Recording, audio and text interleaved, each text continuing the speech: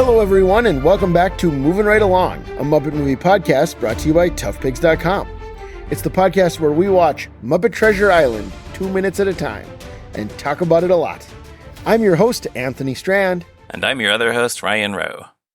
And today we are joined by a first-time guest, a longtime friend of the podcast. Indeed. I would say. Who are you, friend? I am Mike Westfall, and maybe you know me from my show, The Advent Calendar House, and if you do, I'm sorry I'm an entire movie late to this podcast. Oh. That's true. I do. Well, and that's one of those things where I didn't really know you until we weren't friends of that yet. Season. Yeah. And now we are, and it's wonderful. Right. And Mike's podcast is one of my I'm going to sound egotistical because I've been on the show several times, but it's one of my favorite podcasts. You do deep dives on Christmas specials, different holiday specials, some of which are beloved and some of which are decidedly not. Well, and that's why it's a great idea, because there are so many and the quality ranges so much. So widely. Yeah, and I've been doing it for so long now that we're starting to get into those weeds now of just some of the weird, obscure ones. But I kind of I've banked a lot, so it's not just all crazy, terrible stuff. You've kept some, you've held some aside for later. Yes. Yeah, good. Mm-hmm. And Mike, also, you have one of my favorite voices in podcasting. I do. You sound more like a baseball announcer than anyone else in the nerdy podcasting biz. I would love to be a baseball announcer, but missed that calling. Sure. Well, Mike is joining us today to talk about minutes 39 and 40 of Muppet Treasure Island. In these minutes, Jim Hawkins and Long John Silver have a heart-to-heart. They sure do. I think we should talk up front about the fact that almost this whole clip is just two humans talking. Yeah. Yeah. Someone say not a lot happens here, but enough happens, I would say. Like it wets your whistle a bit for what's to come later. Yeah. Yeah. So we start with Long John apologizing for last week. He was dangling Jim's dad's compass over the side of the boat, the side of the ship. And here he says, "I were only fooling to apologize." Yeah, and of course, this is a spoiler, but we know that he could not have dropped Jim's compass over the side because he's going to need it later in the movie. It's true. By the way, so I decided to look up the origin of foolin' in the sense of fooling around or kidding around. Merriam-Webster tracks it to 1837. That's really recent. Okay. 1837 is really recent for fooling around? For fooling around, yeah, I feel like that should be centuries old. Yeah. Considering like the fool where you think of in a royal court or something. Yeah. That it would have become a verb earlier than that, maybe. Right. Yeah. I wonder if it was a noun for a long time before it became a verb. Yeah. I bet it was. But assuming that 1837 date is correct, it's period to the novel's writing, if not to its setting, though. Okay. I couldn't find that term in the book, but that's many decades before the book came out. So right. Well, the first thing I did when I saw these 2 minutes begin with Long John Silver against a clear night sky was look up if Neil deGrasse Tyson ever weighed in on whether the stars were accurate. I did the same thing. Did you find the one person on Twitter who asked? Oh, no, I didn't come across that. One person almost 10 years ago, asked Neil deGrasse Tyson, "Hey, is the sky right in Muppet Treasure Island?" Didn't get a response, so I can only assume that the answer is yes.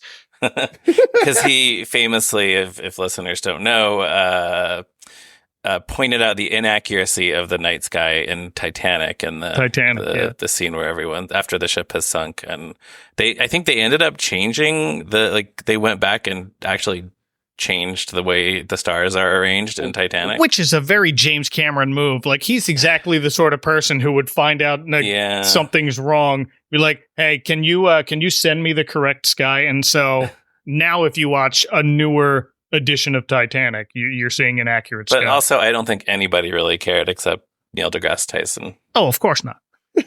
Right. That's so funny. I didn't even think about that. It looks right because you see he points at the sky later, right about now, and you kind of see the Big Dipper next to Silver's hand when he's pointing at it, and you follow up that corner to Polaris. Yeah, I'm sure there was some thought and research that went into this this visual effect that we're looking at in this movie. Sure, just a bit. Yeah. Are either of you stargazers? Would you be able to find the North Star on your own? Not on my... Well, yeah, I mean, I know how to do it if you find a dipper. Yeah. Yeah, same. I can find a dipper, but I'm never sure which one I'm looking at. Right. Yeah, there's a dipper in the sky, and it's easy to spot. Looks kind of big. Look up. Can you see a bright star in that direction? No, then that's the little one, and you're looking at the little one. Okay, I'll keep that in mind next time. There we go. But before they get back to the North Star talk, first Long John asked Jim how old Jim was when his dad died. Yeah. Jim says 7, and Long John says he was 8 when his dad died. And then they further discovered that both of their dads were first mates. By the powers. By the powers. That's what Long John says. Do we think that all of this is really true? Do we think, I mean, obviously Long John is already trying to manipulate Jim, but do we think it's really true? Is some of it true, or is he just making it all up to get Jim on his side? I don't think so. No, I think it's just like, what? Just convincing number. Oh, I were 8, which is close enough to 7 to not sound like, oh, me too. I was also 7. That sounds a little too fishy, but. What did you, how old were you when your dad died? 7. Me too. What was your dad? A first mate. Mine too. Me well, too. Yeah. It's it's not far from that though. It really isn't. Yeah. So if I can crack open the strange case real quick. Oh, yeah. Sure. Just for a peek inside. None of this is from the book. Long John's really? Long John's father is not mentioned at all in the book. Huh. Yeah. So this whole they do have some heart to hearts, but they're more about like, this is where I got my parrot. This is what the name Hispaniola means. Kind of stuff. And also Jim here says that he's 7 when his dad died. And as I said earlier in the season, his dad dies at the beginning of the book when he's 12 or 13, whatever he is. Oh. So he's not 7 there, so really this is something that Jerry Jewell and Kirk Thatcher and Jim Hart invented whole cloth. They're just so they're really trying to emphasize Jim's need or want for a father figure. Right. That's the thing. Yeah. Yeah. Well, it's convincing enough for me. Right. I think it plays fine. I mean, I think this is a scene that's all about how good Tim Curry is. Oh yeah, definitely. Because he absolutely sells this as like Long John might be lying, but look how jovial he is with Jim. Yeah. And, like you can feel Jim like buying into it. Yeah. Yeah. Whether he's telling the truth or not, you can see how Jim would just be like, oh, wow, this guy's cool. Like, yeah, I want to be friends with this guy. He buys into it really quickly too. Yes. Well, and then Long John really reels him in by switching back to the compass talk. Yeah. And this is when he says, "Now, Jim, that be Polaris, the North Star." And I love that. Like, obviously, where this clip starts, we didn't see the earlier bit with the compass. In the movie, it plays fine, right? Like he was just talking about this. Mm-hmm. But watching it out of context, it just feels like Long John's like, enough of that dead dad talk. Yeah. let's get back to what's really important. Anyway, stargazing. But so he calls it Polaris, and I don't know about either of you guys. When I hear the word Polaris, I always think of the band who sang the theme song from The Adventures of Pete and Pete. I have that note. I thought you would, Mike. I thought you would. Absolutely. Love Pete and Pete. Due to the fact that most of this is just two people talking in this scene, I didn't know how much we would have to talk about. So I wrote down a bunch of things from the disambiguation page for Polaris on Wikipedia. I looked up like facts about the star, but go ahead. Yeah. So, I mean, some of these I've heard of. There's a Marvel Comics superhero named Polaris. She has green hair and magnetism powers. Huh. Sure. There's Dr. Polaris, the DC Comics villain character. Yeah. What are his powers? Or her? I don't even know. He's magnetic also. Oh, okay. I guess that makes sense. He's just like a Green Lantern for version someone of named Neo. after a star to have magnetic powers. Just seems right. Well, it's the North Star, which closest to the North Pole, so I think that's where they're getting the magnetism. Yeah, I think that's where all this comes from. Apparently, there's a video game from 1980 called Polaris. I'm not familiar with that one. No, neither am I. No, maybe some of our listeners. A short story by H.P. Lovecraft. That sounds interesting. I might have to seek that out. And then I guess you're the one you're referring to, the American rock band, but there's also an Australian metalcore band called Polaris. And did they cover the same? Oh, I hope so. The Pete and Pete song. I hope they did for the Australian version. Hey Sandy and all that. Yeah, a metalcore version of Hey Sandy. Yeah, I want to hear that. There's an American snowmobile, ATV, and motorcycle manufacturer. Right. So I'm from North Dakota. So that's the main place where you see the word Polaris. Is people who have the snowmobiles have jackets that say Polaris on, winter jackets and right. Oh, they're all over the place. I don't know if they're based up here somewhere. I would guess they are. No, there is actually. I when I first Googled the word Polaris, there was a showroom or a dealership not far from me. So they do have locations. In Texas as well, but in Texas, yeah. Wow. I mean, they probably are not selling a lot of snowmobiles in Austin, Texas. No, probably not. Yeah, I mean, it's funny because I wrote down snowmobiles and the adventures of Pete and Pete is what I put in my notes. Okay. And I was thinking like Texas and Florida, these guys probably don't think about Polaris snowmobiles too often, but that's why they sell ATVs and motorcycles. I was there's one near me in Kissimmee, Florida. Oh, well, there you go. Yeah. And then there's Polaris, an integrated library system from Innovative Interfaces. I don't know if, Anthony, if you're familiar with that as a librarian. I'm not, but that sounds plausible. And then the other one, there are many, many more on the disambiguation page, but the only other one I wrote down, the Polaris Expedition, an American attempt to reach the North Pole, which resulted in Commander Charles F. Hull's suspicious death. Oh no! So, yeah, that's an interesting article. Suspicious death. You want to seek that out? Yeah. Charles F. Hull. So just because I had to know, I'm looking on Polaris's website, the snowmobile company. Okay. And it was founded in Roseau, Minnesota. Oh, there you go. There you go. And look at how far its tentacles have spread. But then so here's another thing. Jim immediately, upon hearing that that's the North Star, says that's north, so we must be heading southwest. Yeah. I couldn't, if you told me that's the North Star and asked me what direction we were sailing in, I couldn't say it for all the money in the world. Yeah. I couldn't know. Right. Even if I could find it, okay, so what cardinal direction are you facing right now? I don't know. Like south, right. I guess. I don't know. Yeah, I would have very conveniently, my house, when I walk out the door, you're facing north. And so I use that. But if I'm anywhere else in the world, if you tell me what cardinal direction am I facing, I'm just like, I don't know. I need to be at my house. Yeah. I mean, it's almost like we're all indoor kids. Yeah. Yeah, really. When I put an address in Google Maps and it starts by saying, drive west. It's like that doesn't help. How am I supposed to know which way west is? Right. You're just like, yeah, it's meaningless. Yeah. Your Google Maps says it to you. My dad will say it to me. He'll just be like, well, you're driving north. And I'll be like, sure. Am I? Dad. Yeah. I believe you. I'll take your word for it. So, but then because Jim knows it, which none of us do, Jim, a boy, knows that. I was only in Boy Scouts for 2 years. So if I did learn, I forgot. That's 1 year more than I was. Time. Yeah, I was a Cub Scout for like a year. We didn't get up to compasses. Yeah. There you go. I was a Cub Scout for all 4 years, but mostly we just made Pinewood Derby. Well, I guess so. Right, I guess I was technically. I made some race cars. How long are you a Cub Scout then before you become a full-fledged? Okay, then I was a Cub Scout for 2 years. Yeah, I didn't even make it to Boy Scouts then, I guess. Sure. I mean, it depends on if you count Tiger Cubs as its own thing. Anyways, it could be 5 years if you count first grade Tiger Cubs. Okay. Oh. I don't know. So, all right. I'll have to research the hierarchy of the Scouts of America later.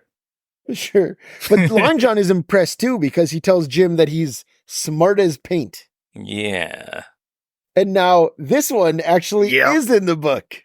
Oh, you looked this up, Mike? No, yeah. I did look it up because, if you Google smartest paint, most of the results you get mention Treasure Island. So I figured, it must be in the book. But yeah, I was compelled to research, how did paint get so smart? Right. So what did you find?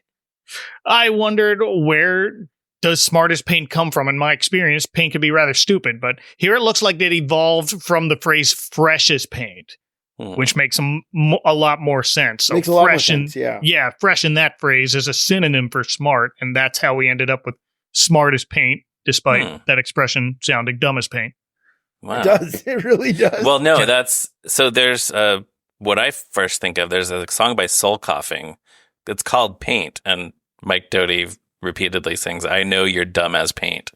So when I hear smart as paint, that's because, paint's not smart. No, he knows what he's talking about. Yeah. I wonder if he's like playing on that original phrase. I'm sure, yeah. I thought that smart as paint, the smart means like sharp, like looks good. Oh, like shiny. I did see that interpretation online. Smartly dressed or whatever. You know? Okay. But that wouldn't apply here the way Long John's using it. No, he's saying you're intelligent. You're as intelligent as paint. Yeah. As intelligent as paint. Yes. But yeah, so in the book, the context is he calls him smart as paint. Captain Smollett is suspicious of Long John's motives, and Jim defends him. And Long John says, "You're smart as paint." Yeah, okay. For standing up for him. Yeah. Then now Long John, see, and this is what I mean by being impressed with Tim Curry, because now he switches gears again. Like he has to non-verbally completely change his body language. He gets down face to face on Jim's level. Yeah, because now Jim, for much of the last half of this 2-minute clip, is just kind of gazing out at the sea. Right. So they've been, he's laughing, "You're smart as paint." Yeah.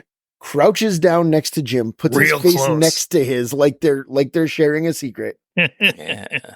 And it's such a smooth move on Curry's part. Like it's so great. It feels so natural, because it could feel very like, I got to hit my mark, you know? Right. Mm-hmm. And I don't think it does. So then he says, "Now that gets old Long John to wondering, why would we be sailing southwest?" And you hear the music turn. Yeah. As his head turns. Once again, the score, perfect. So good. Yeah, Tim Curry and Hans Zimmer, both extremely good at their jobs. Yes. Oh, yeah.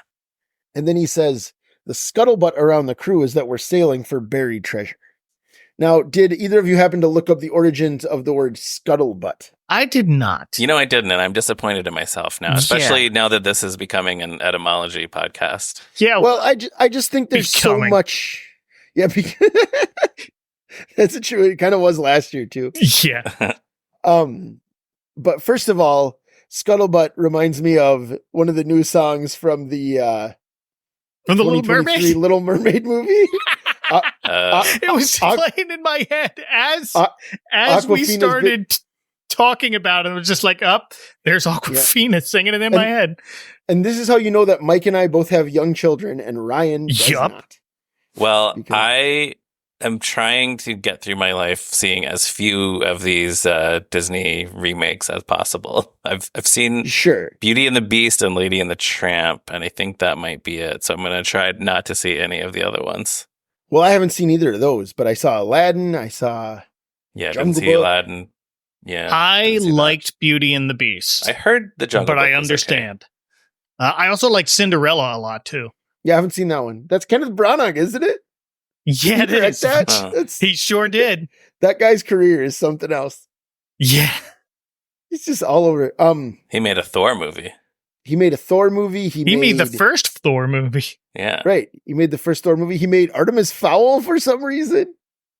In between Poirot movies, he made Artemis Fowl, a YA adaptation. Anyways, Scuttlebutt is dates back to the early 1800s, and here's what it says on Merriam-Webster.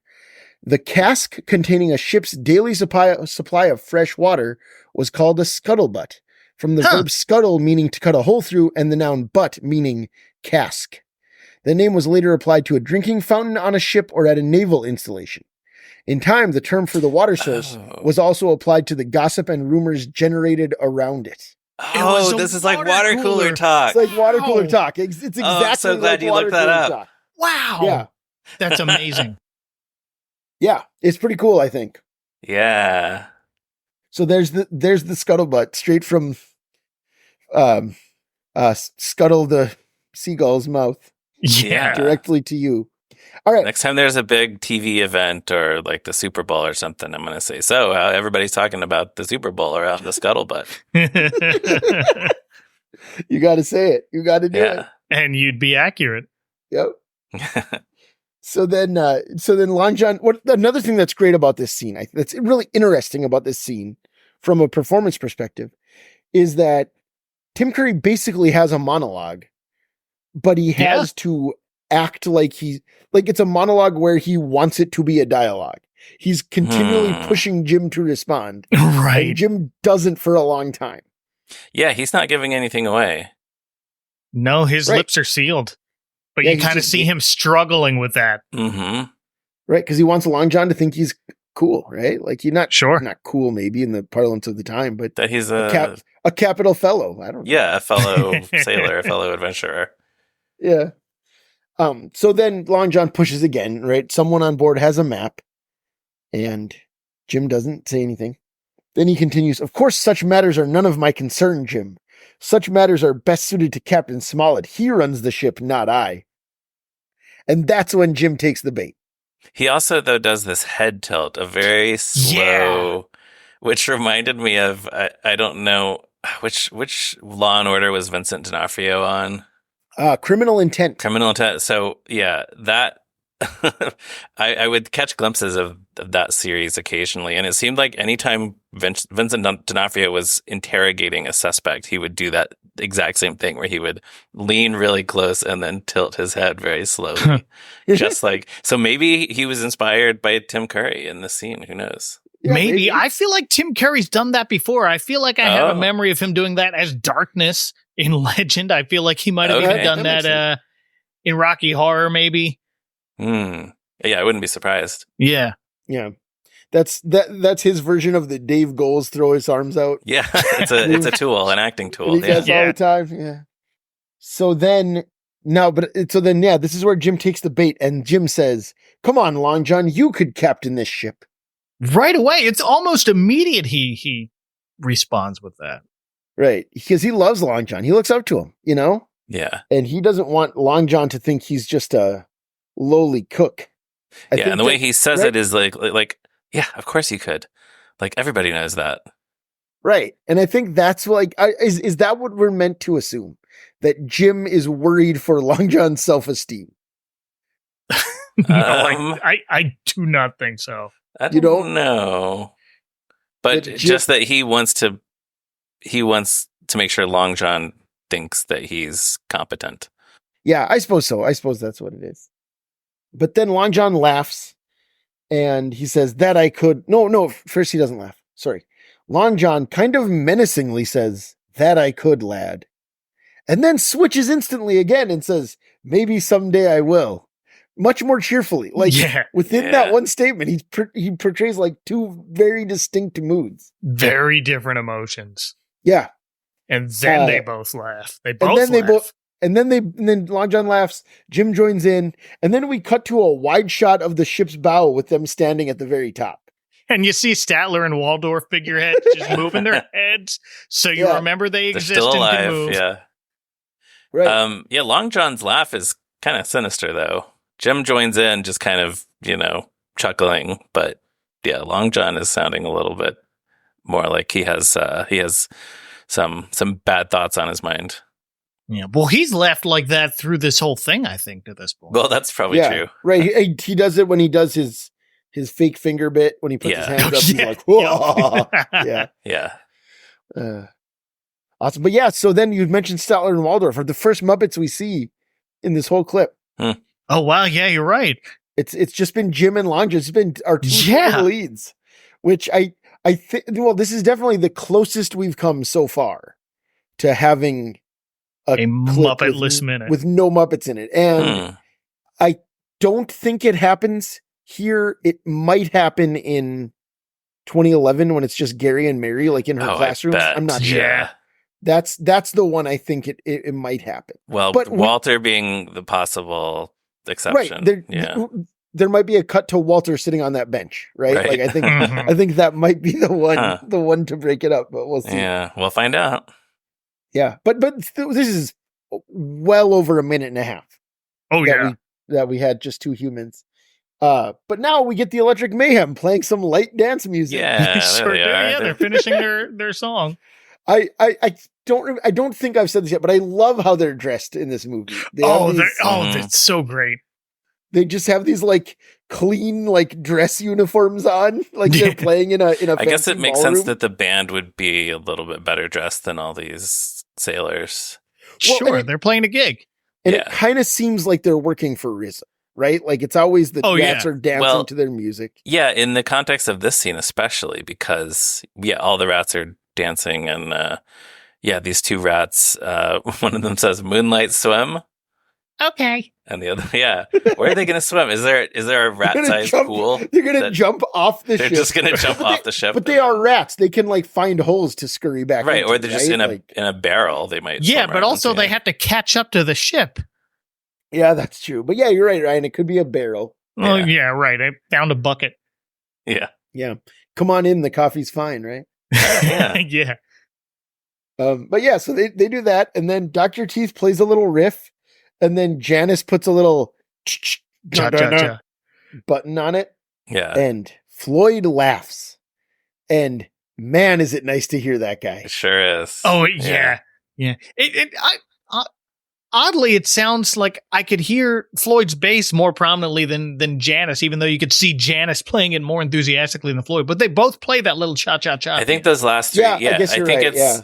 Yeah, I heard the bass, and then I think Animal is also. Yeah, you hear a little cymbal. His hi-hat cymbal. On the cymbals, Yeah. But you do see Floyd playing it, too. So You're right. So they both play it, and then Floyd does his thing. I like that guy. Which rules. I mean, I've talked a lot about how I wish Floyd... I mean, I've talked a lot about how I wish Floyd had been around more in the 90s, because Jerry Nelson was always there. Yeah, he really should have been. But... I get like the Mayhem probably felt dated. They felt like it was 270s or something at that time. You know, it wasn't maybe retro cool yet. Yeah. Or something. I don't know. And right. Well, they hadn't. Then Janice both hadn't been recast. They hadn't reached the point now where people who grew up watching the Muppet Show are adults and they just think the band is cool. Maybe is what you're thinking. Basically. Yeah, that's probably it. That's so interesting. Yeah. Yeah. Although I subbed in a music class today where I normally don't teach. It's a class that I teach in media, but I had them in music, and they'd been working on the Banana Boat song. Nice. Yeah. So I showed them the Muppet Show clip of the Banana Boat song, which went over very well. Great. So then we just spent the whole hour watching Muppet clips. Nice. Love to hear it. Which was so fun, but ending with "Can you picture that?" And those guys, 5th graders right now, like they loved it. They thought it was so cool. They were like shouting out who each of them would be, which you know, there'd be like a close-up. Like, I'm that guy. Yeah, there'd be like a close-up of Dr. Teeth, and they'd be like, "That's definitely Owen. That's definitely Devin," you know, or whatever. Oh, that's great. Yeah, no, it catches on. Like for a while after Muppets Mayhem last year, my kids wanted to listen to that soundtrack over and over again. So it's a great album. Yeah. It's a really fun album. Yeah. So that totally checks out. But yeah, it still plays well for them. Awesome. And then, but that is weirdly not the end of this clip. No way. For 1 second, we get our first glimpse of Miss Piggy. We do. Not even Miss Piggy herself, though. It's a painting of Miss Piggy. No, you just missed it. But you do see her. It is Captain Smollett gazing longingly at a framed portrait of Miss Piggy. Yeah. This is the last 1 second of this clip. Now, do we know that Michael Frith drew this? Because it sure looks like it. I was going to say, I don't know who did. I was going to ask you, but it definitely looks like a Michael Frith drawing. I didn't look closely enough, but I bet if it looks like it, I'm sure. Well, and we know that he did do like design work on this movie. He's credited as design consultant, I believe. Yeah, and I think he designed the 3 pirate Polly, Mad Monty, and Clueless Morgan. Right. So it would absolutely make sense that he actually did just like this is just the design sketch for Piggy or whatever. Yeah. Like sure, just put it in there. We need this in a frame, and it can't be a photo because it's the 1800s. Right. So that actually brings us down to the end. Any other thoughts about these 2 minutes before we close? Mike, I'll start with you. No, not really. Again, you could look at these 2 minutes very quickly and be like, well, nothing happened here, but a lot really has happened when you dive deeply into it. So I'm glad we've done that. Awesome. And Ryan? A couple of things from the June 1st, 1994 draft of the screenplay. For one thing, it specifies that Dr. Teeth and Zoot are playing. It only says Dr. Teeth and Zoot, but it says they're playing Lonely Penny Whistles and Ocarina, or Ocarina, however you say that word. But, I say it Ocarina. So they did not have them performing their usual instruments in the draft for some reason. Huh. There's also an exchange between Long John Silver and his parrot Stevenson. Long John says he wants to get a look at the treasure map, and Stevenson tells him to read chapter 6 of Stevenson's book, Treasure Island. And then another thing, there's a moment where for correctly answering what direction they're going, Long John gives Jim a jackknife as a reward. I don't know if that's going to come into play later in this draft. I don't recall Jim having a jackknife in the movie that we actually have today, but no, I don't think for some reason they put that in this draft. So yeah. Interesting. Yep. All right. So that brings us down to the end of the clip. But Mike, we have 2 questions we ask all of our guests. The first one is, what is your history with the movie Muppet Treasure Island? I don't know how I missed this when it first came out. Like, I barely remember it being released. I was 15 at the time, and looking at the dates now, this was right before Muppets Tonight started airing, and I watched that. So I don't know what happened. I don't know whether I just missed all of the marketing for it. I don't know how well it was marketed or how poorly it was marketed, but I didn't actually watch this for the first time until well after watching Muppets from Space sometime in the aughts.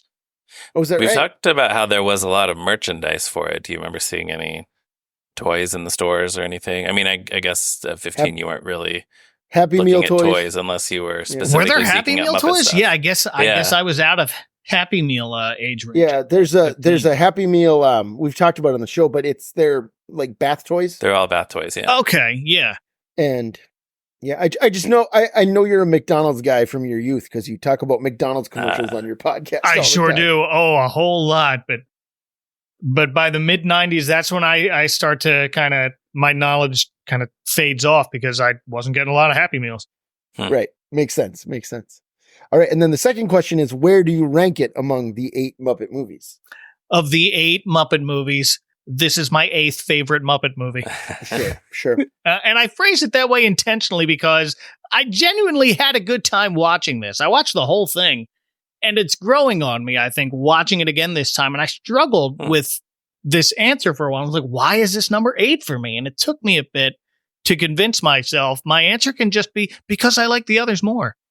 Yeah. Well, yeah, that's the thing. There's something to like in all of them. So, right. All right. Well, that then is all for this week. Listeners, you can check out toughpigs.com on the internet, Facebook, Bluesky. We're all over the place. You can become a patron of Tough Pigs on Patreon. You can email us at movingrightalong@toughpigs.com to tell us the scuttlebutt. You can follow Ryan on Blue Sky at me, Ryan Rowe, and on Letterboxd at Movies Are Neat. You can follow me on Blue Sky at Durwood Clapper and on Letterboxd at Zeppo Marxist. Mike, where can our listeners find you and your work online? Well, you can listen to my podcast, The Advent Calendar House. It's a salute to all holiday specials, but mostly the Christmas ones. And if I did the math correctly, that's starting back up again soon. It starts July 2nd. I've got 11 episodes, about 11 holiday specials to celebrate Christmas in July and Easter in July and Halloween and Thanksgiving. You can find that and me at adventcalendar.house. Today, of course, is June 25th. So yes, pretty soon. Oh, very soon. Today, of course, is June 25th. Yes. Of course. I'm on Twitter. I'm barely on Blue Sky, but the best place for you, a listener of this podcast, to find me is probably the Tough Pigs Discord. Yeah, you've been you're an active a lot user there. It's been a thrill to have you. It's a fun place. Yeah, well, yeah, thank you for having me there. Thank you for having me here. This was a blast. Awesome. Yeah, I'm so glad it worked out. We'll definitely have you back for future movies as well. I'd love that. Thank you. Three movies that you prefer to this one. That's right. Yeah. All right. And thank you, as always, to Morgan Davy for designing our logo. And thank you to you, listener, for giving us a positive review on your podcatcher of choice, for shouting in the streets, for pointing at the North Star and saying, that's my North Star of podcasts. Moving right along. And we'll see you again next week for another episode. Goodbye. Moonlight swim? That's what I was going to say. Okay.